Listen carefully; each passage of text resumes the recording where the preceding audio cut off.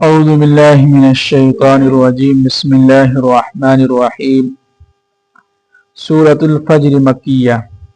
اب جو ہے سورہ فجر شروع ہونے جا رہا ہے اور یہ سورت مکے کے اندر نازل ہوئی ہے۔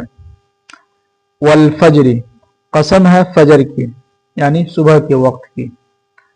ولیال عشر، اور 10 راتوں کی۔ تو یہاں پر 10 رات سے مراد ہے 1 ذی الحجہ سے لے کے 10 ذی الحجہ، جس میں حج کا دن ہوتا ہے، اس کی قسم کھائیں۔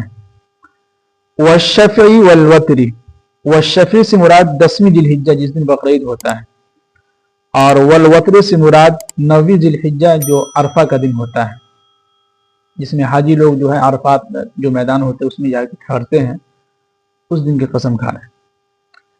آگے فرما رہے ہیں کہ واللیل اذا یسر، اور قسم ہے رات کی جب وہ چل دے۔ حل فی ذالک قسم لذی حجر، کیا اتنی قسم کھانے کے لیے یعنی عقل مند لوگوں کے لیے اتنی قسم کافی نہیں ہے؟ یعنی اتنے سارے جو قسم کھائے ہیں فجر کی، 10 راتوں کی، اور ذی الحجہ کی 10 تاریخ کی، اور 9ویں ذی الحجہ کی، اور آگے جو ہے فرما رہے ہیں کہ کیا اتنی راتیں جو یعنی اتنی جو قسمیں کھائی ہیں تو ایک عقل مند لوگوں کے لیے کافی نہیں ہے؟ بالکل کافی ہے۔ یعنی جو عقل مند لوگ ہیں وہ سمجھ جائیں گے کہ واقعی میں قیامت کیا ہے، قائم ہونے والی ہے، آخرت میں کیا ہے، حساب کتاب ہوگا، جنت اور جہنم ہے۔ یہ بات سمجھانا چاہ رہے ہیں اللہ تعالیٰ۔ اب آگے جو ہے قوم کے بارے میں بتلا رہے ہیں کہ الم تر کیف فعل ربک بعاد، کیا تم نے نہیں دیکھا کہ قوم عاد کے ساتھ تمہارے رب نے کیا کیا؟ کیا ہے؟ قوم عاد کے ساتھ اللہ نے کیا کیا؟ ارم ذات العماد، جو اونچے ستون والے، ارم یعنی قوم عاد کے بارے میں بتلا رہے ہیں، اور عماد کے معنی آتے ہیں اونچے ستون، یعنی وہ اتنے لمبے تھے اور موٹے تھے، ڈیل ڈول میں تھے کہ بتایا جاتا ہے کہ 18 فٹ اس کی لمبائی تھی۔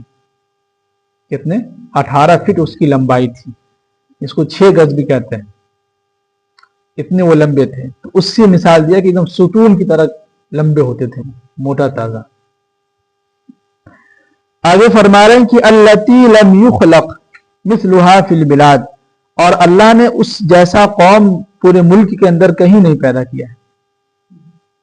قوم عاد کی طرح آج تک اللہ نے کسی ملکوں میں کوئی دنیا کے اندر کہیں بھی پیدا نہیں کیا، وہ اتنے لمبے تھے۔ آگے فرما رہے ہیں کہ وَثَمُودَ الَّذِينَ جَابُوا الصَّخْرَ بِالْوَادِ، اور قوم سمود، اور سمود علیہ السلام کی قوم جو سمود ہے، سمود کے پاس جو ہے جو پیغمبر بن کر آئے تھے وہ حضرت صالح علیہ السلام تھے۔ اب آگے کہہ رہے ہیں کہ وَثَمُودَ الَّذِينَ، اور قوم سمود کے ساتھ کیا کیا کہ جو جَابُوا الصَّخْرَ بِالْوَادِ، جو وادیوں میں جو ہے پتھر جو ہے تراش کر رکھتے تھے، وہ کھلی جگہوں پر جو وادی ہوتی ہے اس کو پتھر تراشتے سے اپنے ہاتھوں سے، اس کی مثال دے رہے ہیں۔ وَفِرْعَوْنَ ذِي الْأَوْتَادِ، اور فرعون کی جو میخوں والی ہیں، یعنی فرعون کے بارے میں بتلایا گیا تھا، جو فرعون جب کسی کو سزا دیتا تھا تو یہ دونوں ہاتھ کو دیوار میں کیل کی ذریعے سے ٹھوک دیتا تھا، اور یہ پاؤں کو جو ہے زمین میں ٹھوک دیتا تھا، تب اس کو سزا دیتا تھا، اس کے اوپر سانپ بچھو وغیرہ چھوڑ دیتا تھا، اس کو سخت عذاب دیتا تھا، تو اس کو میخوں والے کہتے ہیں۔ آگے فرما رہے ہیں کہ الذین طغوا فی البلاد، یہ وہ لوگ ہیں جس نے پورے ملک کے اندر یعنی شہر کے اندر جو ہے سرکشی اختیار کر لی تھی، گناہ یعنی کہ کھلے عام کرتا تھا۔ فَأَكْثَرُوا فِيهَا الْفَسَادِ، ان میں سے اکثر لوگوں نے پورے زمین پر جو ہے فساد مچا دیا تھا۔ اب آگے فرما رہے ہیں کہ فَصَبَّ عَلَيْهِمْ رَبُّكَ صَوْتَ عَذَابٍ، تو تمہارے رب نے ان کے اوپر عذاب کا جو ہے آگ یعنی کورہ جو ہے برسایا۔ ان تینوں قوموں کا جو تذکرہ کیا ہے یہ سب سے اہم، اس کی بہت باری غلطی تھی، اس کا تذکرہ یہاں پر مختصر میں کیا ہے۔ فرعون کے بارے میں تو ہر کوئی جانتا ہے کتنا وہ ظالم تھا، جابر تھا۔ تو اللہ تعالیٰ فرما رہے ہیں کہ اتنی ساری مثال اور قوم کے بارے میں بتلانے کے باوجود بھی انسان کیا ہے، نہیں سمجھ پا رہا ہے۔ حالانکہ انسان کو جو عقل مند ہے اس کے لیے ایک حدیث یا ایک مثال کیا ہے، کافی ہے۔ ایک قسم اللہ تعالیٰ کھا لیتے کہتے کہ جو ہے جنت ہے اور جہنم ہے، بس بات ختم۔ لیکن نہیں، پورے قرآن میں زیادہ تر جو اسی کا تذکرہ آ رہا ہے، قسم کھا کے بتلا رہا ہے۔ अब आगे फरमा रहे हैं कि इन्ना रब्बका लबिल मिरसाद, बेशक तुम्हारा रब सबको देख रहा है।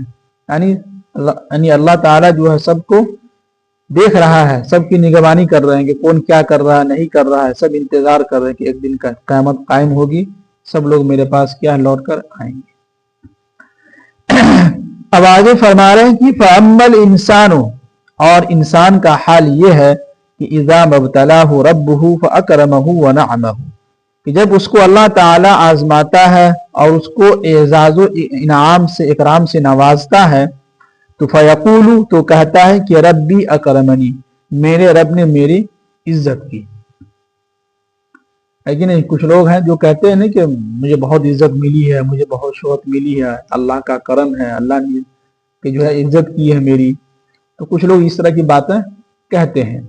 अब आगे एक मिसाल और दे रहे हैं, वह अम्मा इज़ा मब्तलाहु, और दूसरी तरफ इंसान का एक हाल यह है कि इज़ा मब्तलाहु, जब उसे कोई मुसीबत पहुंचती है, फ़क़दर अलैहि रिज़्क़हु, और उसके ऊपर से रिज़्क़ की तंगी को खींच लेता है, यानी कि उसके जिंदगी के अंदर रिज़्क़ की तंगी दे देता है, तो फ़यक़ूलु, तो कहता है कि रब्बी अहाननी, मेरे रब ने मेरी तौहीन कर दी, यानी मेरी बेइज्जती कर दी। तो अब यहाँ पर तफसीर में लिखे हैं कि अगर किसी इंसान को ज्यादा अगर माल दौलत मिल रहा है, तो वो इंसान ये ना समझे कि अल्लाह ताला ने मेरी इज्जत की है, कि अल्लाह का शुक्र है, अल्लाह ने, हम जो है नमाज पढ़ते हैं, ये करते हैं, वो करते हैं, मुझे देखो अल्लाह ने कितना माल दौलत दिया है, तो इसका मतलब है कि अल्लाह ताला मुझसे क्या है, खुश है। ये नहीं समझना चाहिए। और अगर किसी को अल्लाह ताला ने रिज़्क़ नहीं दिया है, गरीब बना के रखा है, रिज़्क़ की तंगी है, तो वो इंसान ये ना समझे कि अल्लाह ताला जो है मुझसे नाराज है या अल्लाह ताला ने मेरी तौहीन कर दी। नहीं, ऐसा कुछ भी नहीं। ये रिज़्क़ का देना, पैसा का देना, माल दौलत का देना, ये अल्लाह की तरफ से है, और ये कभी कभी आजमाइश भी बन जाता है इंसान के लिए। कभी अल्लाह ताला बंदों को पैसा दे करके आजमाता है, और कभी अल्लाह ताला किसी इंसान को गरीब बनाकर भी आजमाता है। इस गुर्बत में भी वो मेरा शुक्रिया अदा कर रहा है कि नहीं कर रहा है। तो अब दोनों का बीच का रास्ता यही है कि अल्लाह ताला जिस हाल में रखे, उस हाल में इंसान क्या करे, खुश रहे, अल्हम्दुलिल्लाह कहते रहे, चेहरे पर मुस्कुराहट रखे, किसी की जेब पर नजर न रहे, और अपना अपना काम करे कि फला कहाँ जा रहा है, फला क्या खा रहा है, फला क्या पहन रहा है, फला क्या कर रहा है, नहीं कर रहा है, हमें उससे कोई मतलब नहीं होनी चाहिए। इसलिए कि जब इंसान एक दूसरे को देखता है और एक गिरी हुई निगाह से देखता है, एक हसद भरी निगाह से देखता है, तो इंसान के दिल के अंदर हसद पैदा हो जाता है। ये ऑटोमेटिक बात मौलाना लिखते हैं इसमें कि जब आप किसी को एक हसद भरी निगाहों से देखेंगे और कहेंगे काश कि मेरे पास भी होता है, इसके पास तो खूब पैसा, ये है वो है, तो अब आपके दिल के अंदर उसके बारे में हसद पैदा हो जाएगी। और जब हसद पैदा होगी तो ये होगा कि आपकी नेकी धीरे धीरे क्या हो जाएगी, खत्म होता चला जाएगा। फिर आपके जहन में, दिमाग में हर वक्त उसी के बारे में आप सोचते रहेंगे। तो इसका आप अब ये फरमाते हैं कि इस हसद को कैसे खत्म कर दिया जाए, किया जाए, कैसे खत्म होगा। तो मौलाना बहुत अच्छी बात लिखे हैं। मौलाना लिखे हैं कि इस हसद को खत्म करने का एक ही तरीका है कि आपको जिससे ज्यादा हसद है, नफरत है, आप उसी के बारे में ज्यादा तारीफ करते रहें लोगों के पास। समझ में आ रही है बात? यानी जिससे आपको ज्यादा नफरत है, हसद है, कीना कपट है, तो उससे आप बचना चाहते हैं, तो सबसे आसान तरीका यह है कि आप उसके बारे में हर जगह तारीफ करें। तो इससे क्या होगा कि आपके दिल से हसद क्या होगा, खत्म हो जाएगा। ये अल्लाह वालों का एक तजुर्बा है, उन्होंने किताब में लिखा है। तो हम लोग भी अगर चाहें तो ऐसा कर सकते हैं। बाकी हम किसी को ये देख के ये ना कहें कि देखो अल्लाह ने इसको कितना दे दिया, लगता है अल्लाह ताला इससे बहुत खुश है। नहीं, ये ना सोचें आप। और फला गरीब है तो कहें कि देखिए अल्लाह ताला इससे कितना नाराज है, इसको जो पैसे नहीं दे रहा। ये रिस्क का आना ना आना ये अल्लाह की तरफ से, अल्लाह की मसलिहत है। जिसको चाहता है अल्लाह ताला खूब देता है, और जिसको चाहता है नहीं देता है। बस इंसान ये सोचे कि अल्लाह ने जिस हाल में रखा है, मैं उस हाल में क्या हूँ, खुश हूँ, अल्हम्दुलिल्लाह। अब आगे फरमा रहे हैं कि कल्ला, हरगिज ऐसा नहीं होना चाहिए, बल्ला तुकरिमुनल यतीम, तुम यतीमों की इज्जत नहीं करते हो। ये कौम आद, कौम समूद के अंदर ये चीजें थी, फिरौन के अंदर भी ये चीजें थी कि जो गरीब होता था उसकी इज्जत ही नहीं करता था।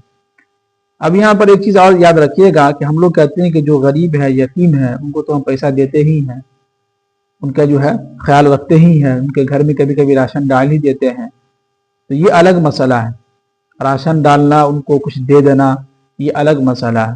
لیکن مسئلہ یہ ہے کہ ہم یتیموں کی عزت کریں، جس طرح ہم اپنے بیٹوں کو اپنا بیٹا سمجھتے ہیں تو ان کو بھی اپنا ہی کیا ہے سمجھیں، جو ان کا حق بنتا ہے ان کو جو عزت دینا ہوتا ہے وہ عزت دیں، اور جتنا ان کا جو حق بنتا ہے اس کو وہ دیں، لیکن دینے کے ساتھ ساتھ عزت بھی ضروری ہے۔ تو یہ قوم عاد، یہ قوم ثمود جو ہے یہ ایسا نہیں کرتے تھے، بلکہ ان کی توہین کرتے تھے، بے عزتی کرتے تھے۔ اب آگے فرما رہے ہیں کہ وَلَا تَحَاضُّونَ عَلَىٰ طَعَامِ الْمِسْكِينِ، اور تم لوگ مسکین کو کھانا کھلانے کی ترغیب نہیں دیتے ہو۔ کیا ہے؟ ایک ہوتا ہے مسکین کو کھانا کھلانا، اور ایک ہوتا ہے کہ لوگوں کو چاہیے کہ اگر خود نہیں کھلا رہا ہے، غریب ہے، تو وہ اپنے ایک لوگوں کو سمجھائے، جو لوگ مالدار ہیں ان سے جا کے ملے، ان سے کہے کہ اللہ نے آپ کو مال و دولت دیا ہے، تو محلے میں جو غریب ہے، جو مسکین ہے، ان کا بھی تھوڑا آپ خیال رکھیں گے تو بہتر ہوگا، تو ان کو آپ ترغیب دیں۔ اپنے پاس اگر ہے تو خود ہم دے کے لوگوں کو ترغیب دیں۔ ایک ہوتا ہے عمل کر کے دکھلانا، اس لیے قرآن میں اللہ نے فرمایا کہ کبھی کبھی اعلانیہ، یعنی دکھا کر بھی صدقہ کرنا چاہیے، اس سے لوگوں کے دل کے اندر جذبہ شوق پیدا ہوتا ہے۔ اور کبھی کبھی قرآن نے کہا کہ چھپ کر کے بھی صدقہ کرنا چاہیے، تاکہ دل کے اندر حسد پیدا نہ ہو، تکبر پیدا نہ ہو۔ تو اب علماء فرماتے ہیں کہ یہاں پر اعلانیہ صدقہ اس لیے کہا گیا ہے کہ تاکہ لوگ دوسرے جو لوگ دیکھیں تو ان کے دل کے اندر بھی شوق پیدا ہو کہ ہم بھی انشاءاللہ کل سے جو فلاں آدمی کو کچھ دیں گے، ہم بھی غریب لوگوں کو، یہ ہو گیا۔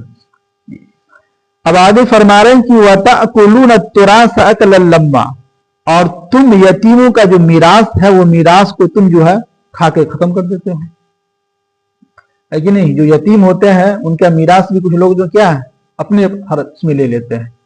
تو قوم عاد، قوم ثمود کی بھی یہی حالت تھی۔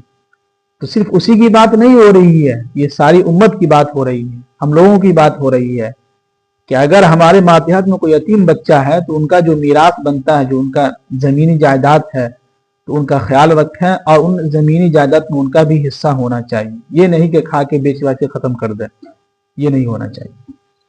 اب آگے فرما رہے ہیں کہ وَتُحِبُّونَ الْمَالَ حُبًّا جَمًّا، اور تمہارے دل کے اندر جو مال کی محبت بہت زیادہ ہو چکی ہے۔ کیا ہے؟ تمہارے دل کے اندر مال کی محبت کیا ہے؟ بہت زیادہ ہو چکی ہے۔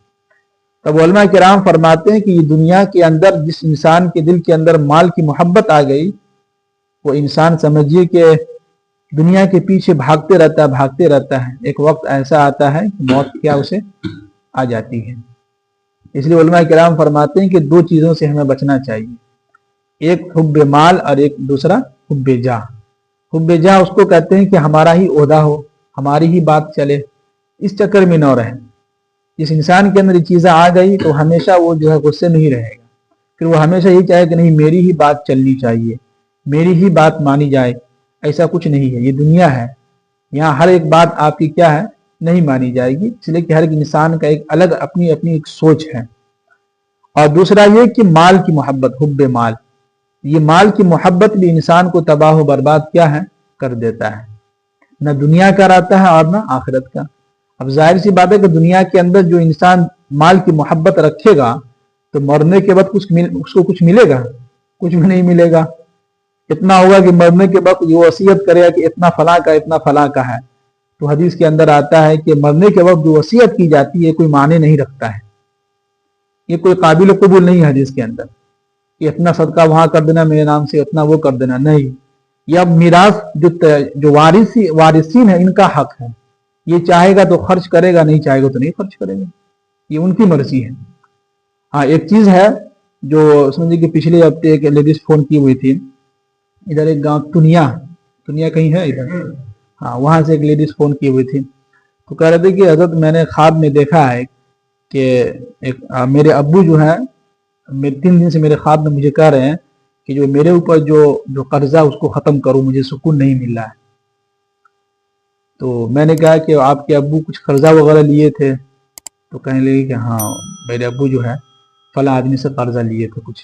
تو میں نے کہا کہ اللہ کے نبی کی حدیث ہے کہ جب انسان مرتا ہے تو اس کے اوپر جو قرضہ ہوتا ہے، تو جب تک وہ قرضہ اس کے نام سے ادا نہیں ہوتا ہے اس وقت تک اس کی روح کو جو ہے صحیح طریقے سے جو ہے علیین میں نہیں پہنچایا جاتا ہے اور اس کو سکون نہیں ملتا ہے. تو اس لیے ہم نے کہا کہ آپ کے ابو کے نام سے جو انہوں نے جو قرضہ لیا ہے جس سے، ان سے جا کے ملا، ان سے پوچھیں کتنا قرضہ، اگر وہ معاف کر دے کم کو تو ٹھیک ہے، نہیں تو جو ان کا قرضہ بنتا ہے آپ ان کو کیا ہے بھائی کے، آپ اپنے بھائی سے کہیں کہ وہ دے دیں. تو اس لیے دنیا کے اندر امام احمد بن حنبل رحمۃ اللہ فرماتے ہیں کہ یہ قرض جو ہے انسان کی سکون اور نیند چھین لیتا ہے. جب انسان قرض میں ڈوبا ہوا رہتا ہے نا تو اس کو سکون سے نیند نہیں آتی ہے، رات میں نیند چھین لیتا ہے. یہ جو ہے امام احمد بن حنبل کا قول ہے، انہوں نے اپنی کتاب میں لکھا ہے کہ قرض جو ہے نیند کو جو ہے چھین لیتا ہے. تو خلاصہ کلام یہی ہے کہ اللہ تعالیٰ اتنے سارے آیات میں یہ فرما رہے ہیں کہ دنیا کی محبت اور جو مال، یتیموں کا جو مال ہے وہ ان کا جو پورا جو ہوتا ہے اس کو دے دیں، اور ہم ایک دوسروں کو بھی کھانا کھلانے کی، مسکین کو جو ہے کھانا کھلانے کی ترغیب دیں. اللہ تعالیٰ ہم سب لوگوں کو عمل کرنے کی توفیق نصیب فرمائے.